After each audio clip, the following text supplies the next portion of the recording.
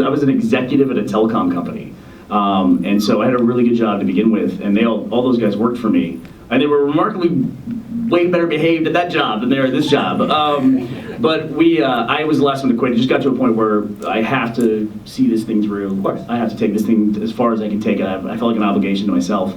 And it was weird because I was going to work all day, then coming home and like holding myself up in this office, the spare room we had in the house.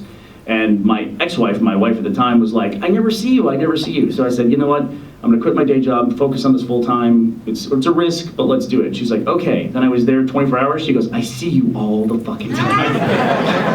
Get out. And so, because when you go from like, you know, being busy all the time, like you're home 24 hours a day, I was like following her around, like going, what's up, what are you doing? What's this, what's that? She got sick of it. So, like Jenny said, that's when we got our first office. That was 2007.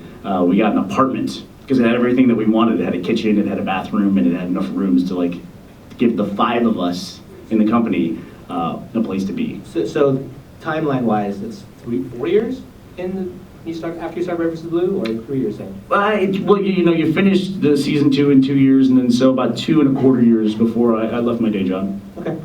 Yeah. And then Jeff was like out the door as soon as like the first check from Red vs. Blue came in. He was the first one to be fully committed. So, yeah.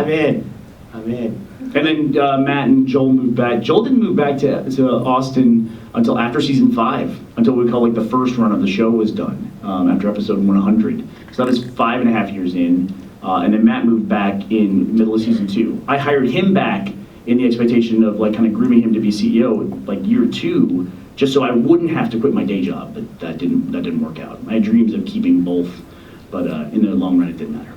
I mean, you know, why?